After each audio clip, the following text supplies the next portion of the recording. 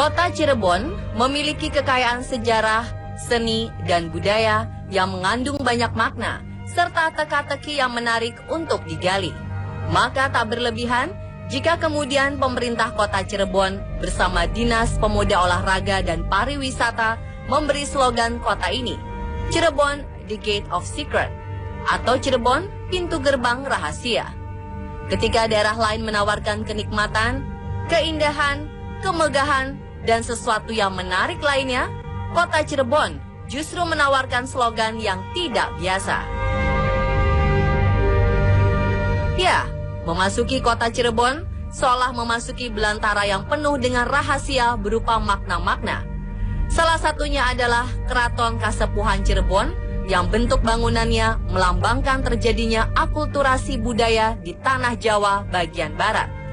Tak hanya terpengaruh budaya dari Majapahit, tetapi juga berbagai kebudayaan di dunia seperti Cina, India, Arab, dan Eropa. Terlihat dari bangunan-bangunan yang menggunakan bata merah, hiasan piring keramik Cina, dan keberadaan dua patung macan putih melambangkan penerus kerajaan Pajajaran.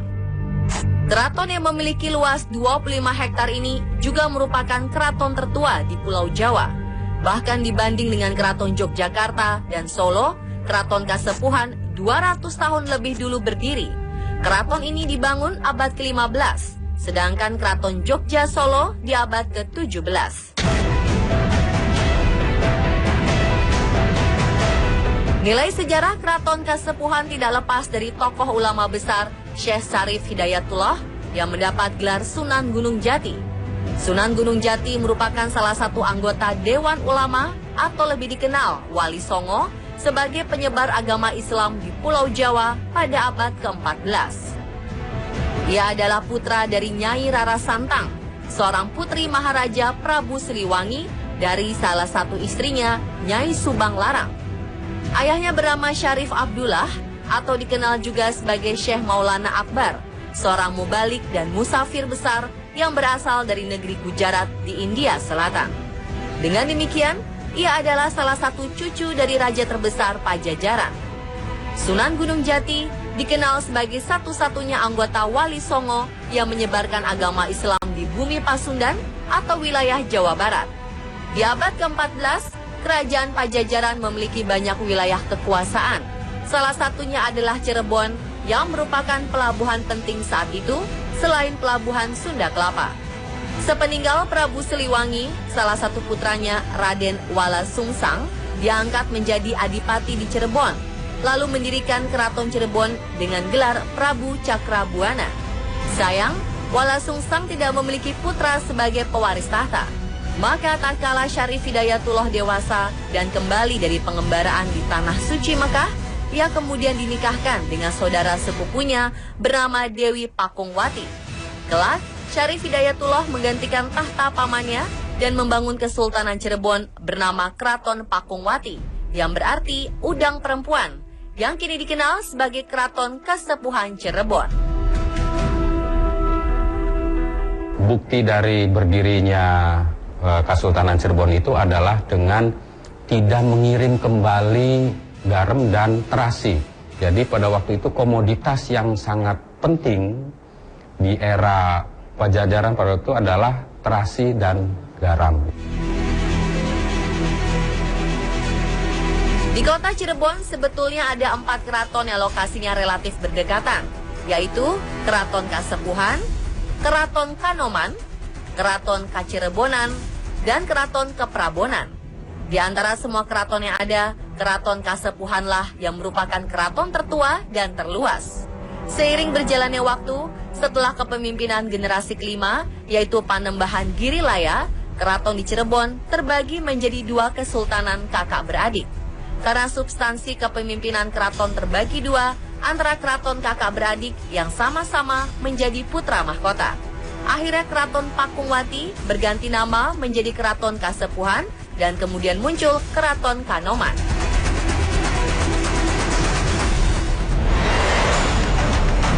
Kawasan Keraton Kasepuhan Cirebon yang menjadi saksi kebesaran Cirebon masa silam ini menyimpan sejuta kisah sejarah dan misteri yang hingga saat ini belum terpecahkan. Seperti makna yang digambarkan pada kereta kencana Singa Barong, misteri lukisan Prabu Siliwangi, tengkorak buaya putih yang konon merupakan lambang sisi mistis keraton, serta sumur agung yang merupakan sumur bertuah. Semua memiliki rahasia.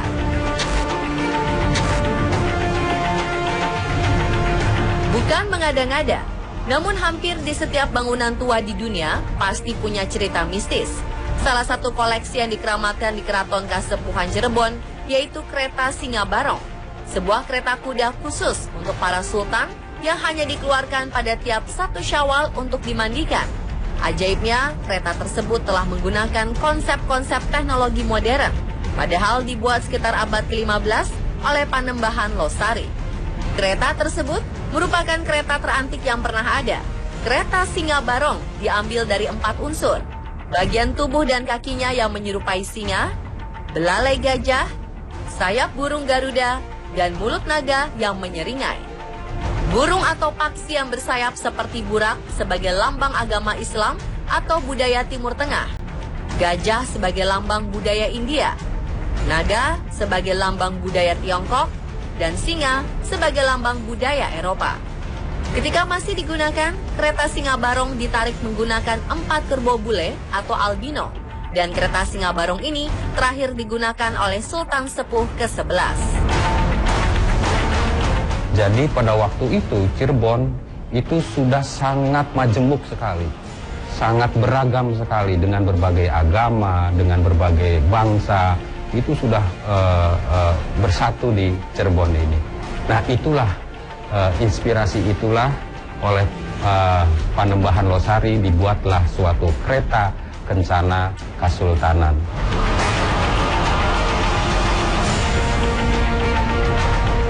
Selain Sunan Gunung Jati, nama Prabu Siliwangi juga tidak kalah terkenal. Prabu Siliwangi adalah Raja Pajajaran yang sekaligus ayah dari Pangeran Cakrabuana, sang pendiri Cirebon, dan kakek dari Sunan Gunung Jati. Tidak hanya memiliki aura misterius, namun lukisan tersebut juga seakan bisa melirik pengunjung yang melihatnya.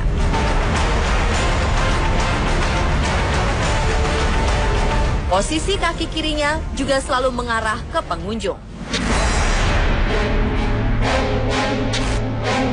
Kabarnya, banyak wisatawan yang memotret lukisannya, tapi justru hasilnya gelap.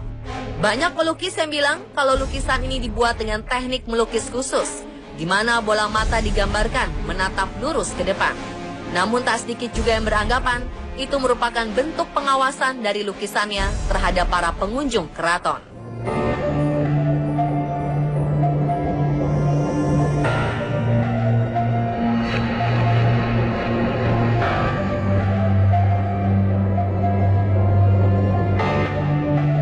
Keunikan lain dari Keraton Kasepuhan, salah satunya adalah tengkorak bajul putih atau buaya putih yang berukuran cukup besar.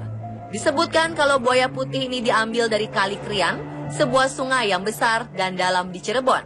Secara filosofi, buaya putih merupakan hewan yang berkaitan erat dengan sisi mistis Cirebon. Sering disebutkan kalau buaya putih adalah siluman jadi-jadian yang menghuni Kali Krian. Di sini ada yang juga untuk menjaga, dan diantaranya itu adalah buaya, begitu. Kemudian juga macan kibawuk atau yang berwarna abu-abu, ki putih, dan lain sebagainya.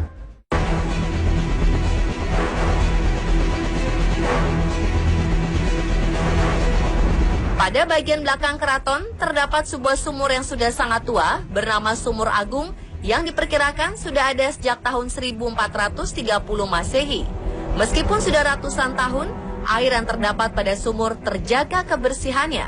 Hal itu tampak dari tampilan air yang bening dan juga jernih. Konon, cukup dengan membasuh muka atau mandi di tempat ini, seseorang yang masih single akan mendapatkan jodoh dengan segera. Sumur yang terletak di Keraton Kasepuhan Cirebon ini diyakini bertuah dan mempunyai khasiat akan mendatangkan jodoh yang tak kunjung menghampiri kehidupan. Menurut para sejarawan keraton, pada dahulu kala, air yang berasal dari Sumur Agung ini sering digunakan oleh para wali. Salah satunya adalah Sunan Kalijaga untuk membersihkan diri dengan mandi atau untuk wudhu. Yang membuat sumur ini terlihat bertuah adalah kondisi debit airnya yang tidak pernah berubah. Air dalam sumur kabarnya tidak pernah habis dimakan zaman. Ketika musim hujan, air dari Sumur Agung tidak pernah meluber meskipun debitnya cukup tinggi. Ketika musim kemarau juga tidak berkurang sedikit pun. Beberapa orang bahkan berkata bahwa rasa air dari Sumur Agung sangat mirip dengan rasa air dari sumur Zam-Zam di Mekah, Saudi Arabia. Dan tidak boleh direbus. Bila air dimasak atau direbus, konon kabarnya khasiatnya akan hilang. Tubuh kita ini 80% adalah air. Kita diciptakan dari air mani orang tua kita. Di dalam agama Islam, Al-Quran, bahwa air itu adalah memberi rahmat. Kalau hujan itu adalah berkah rahmat dari Allah Subhanahu wa Ta'ala. Oleh karena itulah air ini sangat penting. Karena ini dulu Sunan Gunung Jati tinggal di situ, sholat di situ, doa di situ, berzikir di situ, sehingga apa yang diucapkan oleh Sunan Gunung Jati itu termasuk menempel ke air itu. Tapi bukan berarti air itu yang menyembuhkan tentunya. Tentunya kita berdoa, memohon kepada Yang Maha Kuasa, air itu hanya sebagai sarana saja.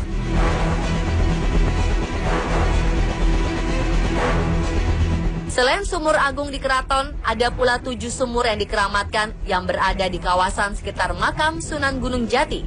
Lalu apa saja tujuan orang yang berkunjung ke makam Sunan Gunung Jati? Benarkah ada beberapa jimat yang akan didapatkan oleh para pengunjung? Saksikan kelanjutannya esok di jam yang sama hanya di On The Spot.